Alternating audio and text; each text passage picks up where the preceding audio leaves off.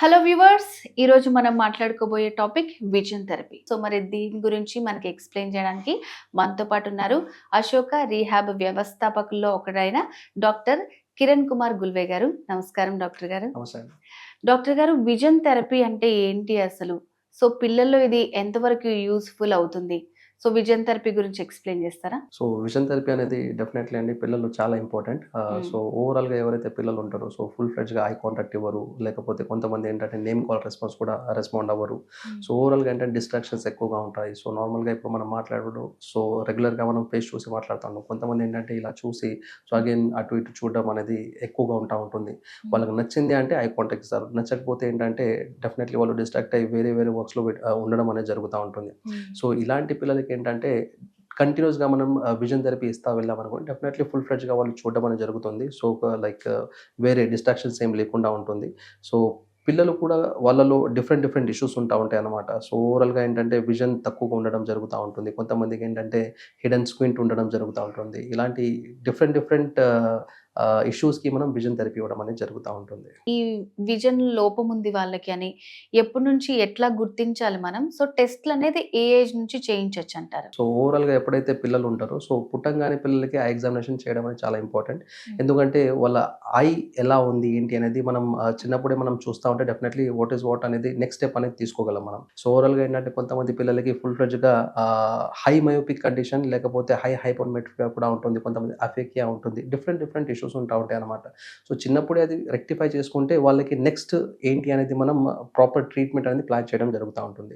But కొంతమంది పిల్లలు ఏంటంటే నార్మల్గా ఇప్పుడు ఎక్కువగా పవర్ ఉంది అనుకోండి ఏం కనిపించదు, రైట్? సో వాళ్ళు ఏంటంటే నార్మల్గా ఇట్లా ముందర నుంచి ఎవరైనా వెళ్తా ఉన్నా చూడరు అనమాట. కొంతమంది పిల్లలు ఏంటంటే ఓకే పర్లేదు వచ్చేసారులే నార్మల్ అయిపోతారులే అని అంటూ ఉంటారు అనమాట. సో రీసెంట్గా ఒక కేసు వచ్చారు, 3 months baby. So 3 months baby అంటే నార్మల్గా సో లైట్ పర్సెప్షన్ కానీ లేదు అంటే రిఫ్లెక్షన్ ఏదైతే అంటూ ఉంటాం నార్మల్గా. సో ఇలా చేయగానే కళ్ళు మూసుకుంటూ ఉంటారు పిల్లలు. ఇవన్నీ నార్మల్గా వచ్చేయాలి, బట్ ఇవన్నీ డిలేడ్గా ఉన్నాయి అనమాట. సో డిలేడ్ మైల్ స్టోన్స్ అంటూ ఉంటాం కొన్ని కండిషన్స్లో. సో ఇన్ ఫ్యూచర్లో ఏంటంటే బేబీ సివిఐ కండిషన్ అంటూ ఉంటాం. సో సివిఐ కండిషన్ అంటే ఉండాల్సిన చూపు కంటే చాలా తక్కువగా ఉంటుంది అనమాట. సో ఓవరాల్గా ఏంటంటే ఈ డెవలప్మెంటల్ ఇష్యూస్ ఏదైతే ఉంటాయి ఫ్యూచర్లో డెఫినెట్లీ చాలా వాళ్ళ ఎదుగుదలకి చాలా కారణాలు అయిపోవడం జరుగుతూ ఉంటుంది. సో ఇలాంటి కండిషన్లో మనం చిన్నప్పుడే మనం ఎగ్జామిన్ చేస్తే డెఫినెట్లీ పిల్లలకి బ్యూటిఫుల్ లైఫ్ అనేది ఇవ్వచ్చు మనం. సో ఇందాక చెప్పారు చిన్నప్పుడే కొంతమందికి స్క్వింట్ ఐ మెల్లకన్ను ఉండొచ్చు, పెద్ద అయిన తర్వాత కొంతమందిలో రికవరీ అవుతుంది, కానీ చాలా మందిలో అది కంటిన్యూ అయిపోతుంది. సో ఈ విజన్ థెరపీ ద్వారా దాన్ని కూడా మనం కంట్రోల్ చేయొచ్చు అంటారు? సో అంటా ఉంటారు నార్మల్గా చిన్నప్పుడు మెల్లకన్ను వచ్చిందంటే మళ్ళీ వెళ్ళిపోతుందని. డెఫినెట్లీ వెళ్ళిపోదు. సో దానిపైన మనం కంటిన్యూస్గా లైక్ ఎగ్జాంపుల్ కొన్ని ఎక్సర్సైజ్ ఉంటాయి అన్నమాట. సో ఆ ఎక్సర్సైజ్ కంటిన్యూస్గా చేస్తూ ఉంటే మజిల్ స్ట్రెంథనింగ్ అనేది మనకు బాడీలో ఎలాగైతే వస్తుందో అలానే ఎక్స్ట్రాక్యులర్ మజిల్స్ ఉంటాయి అన్నమాట. ఆ ఎక్స్ట్రాక్యులర్ మజిల్స్ ఏదైతే ఉన్నాయో ఐస్లో సో ఓవరాల్గా దాన్ని స్ట్రెంథనింగ్ పెంచడానికి కొన్ని విజన్ థెరపీ టెక్నిక్స్ ఉంటాయి. అండ్ ప్రిజమ్ గ్లాసెస్ అనేది కొంతమందికి అడ్వైస్ చేయడం జరుగుతూ ఉంటుంది. సో ప్రిజమ్ గ్లాసెస్ అలా ఇవ్వడం జరిగింది అనుకోండి, ఇప్పుడు ఒక ఐ స్ట్రేట్గా ఉంది, ఇంకొక ఐ లైక్ డివియేషన్ అయి ఉంది, రైట్ సైడ్లో డివియేషన్ అయి ఉంది అనుకోండి. సో డెఫినెట్లీ 2 కళ్ళతో మనం చూస్తేనే ఏదైనా మనకు క్లియర్ ఇమేజ్ అనేది కనిపిస్తుంది. సో పిల్లలు ఏంటంటే కన్ఫ్యూజన్ స్టేజ్లో ఉంటారు. సో 3D మూవీస్ చూస్తూ ఉంటాం మనం, 3D మూవీస్ వీళ్ళకి కనిపించవు. సో ఇలాంటి కండిషన్లు ఏంటంటే చిన్నప్పుడే మనం ఫుల్ ఫ్లెడ్జ్గా వాళ్ళకి లైక్ ఎక్సర్సైజెస్ ఏదైతే ఉంటాయో ఆర్ ప్రిజమ్ గ్లాసెస్ ఏదైతే ఉంటాయో అది ప్రాపర్గా అడ్వైస్ చేసామనుకోండి, బైనాకులర్ విజన్ ఏదైతే మెల్లమెల్లగా డెవలప్ అయ్యి వస్తూ ఉంటుందో డెఫినెట్లీ వాళ్ళు 3D విజన్ కూడా ఎంజాయ్ చేయగలరు. అంటే ఏదైతే మెలకన ఉంటుందో అది నార్మల్ అయిపోతుంది అనమాట. సో ఈ vision therapy doctor ADHD and అలాగే ఆటిజం పిల్లల్లో కూడా ఎంతవరకు యూజ్ అవుతుంది అంటారు? వాళ్ళకైతే డెఫినెట్లీ చాలా బ్యూటిఫుల్గా వర్కౌట్ అవుతూ ఉంటుంది. అది బిహేవియరల్ విజన్ థెరపీ అంటూ ఉంటాం. బిహేవియరల్ విజన్ థెరపీ అంటూ ఉంటే డెఫినెట్లీ పిల్లలు ఓవరాల్గా ఐ కాంటాక్ట్ ఇవ్వరు. సో కార్నర్ సీకింగ్ ఇట్లా చూస్తూ ఉంటారు. సో కొంతమంది ఏంటంటే విజువల్ సీకింగ్ ఇట్లా చేస్తూ ఉంటారు. ఏదైనా sensory issues and visual issues ఉన్నప్పుడు డెఫినెట్లీ వాళ్ళకి స్పీచ్ డిలే వెళ్తూ ఉంటుంది అనమాట. సో చాలా మంది పేరెంట్స్ ఏంటంటే ఆటిజం కండిషన్ కానీ ADHDలో ఏంటంటే స్పీచ్ డిలే ఉంది, స్పీచ్ రావట్లేదని వస్తూ ఉంటారు. కాకపోతే వాళ్ళకి స్పీచ్ మేజర్ కన్సర్న్ కాదనమాట. సో ఓవరాల్గా ఏదైతే sensory issues or visual issues అంటూ ఉంటామో అవి మేజర్ కీ రోల్ ప్లే చేస్తూ ఉంటాయి స్పీచ్ రాకుండా ఉండడానికి. సో ఓవరాల్గా ఈ అదర్ 2 థెరపీస్ ఏదైతే ఉన్నాయో so sensory and vision therapy, so ఇవి చాలా కీ రోల్ ఉంటుంది ఫుల్ ఫ్లెడ్జ్గా మాట్లాడడానికి.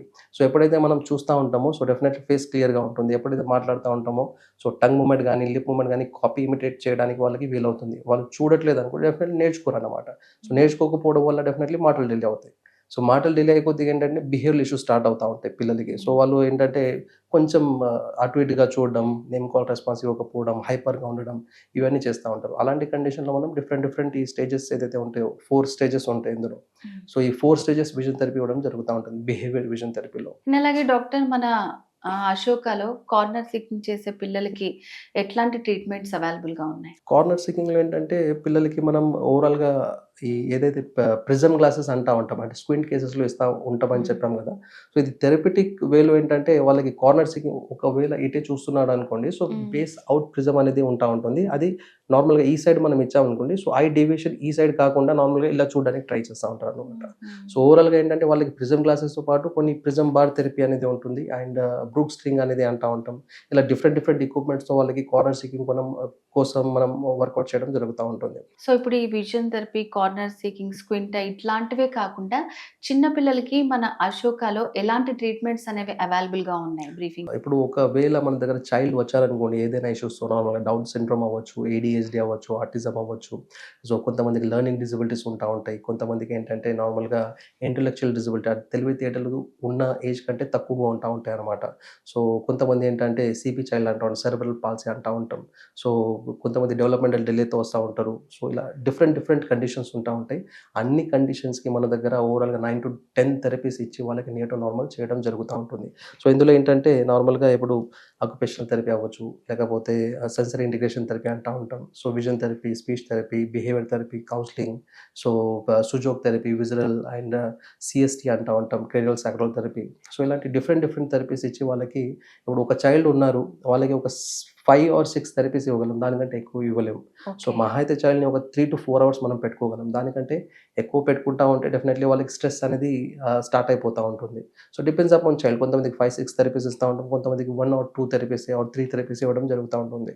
డిపెండ్స్ అపాన్ వాళ్ళ ఏజ్ అండ్ మెంటల్ ఏజ్.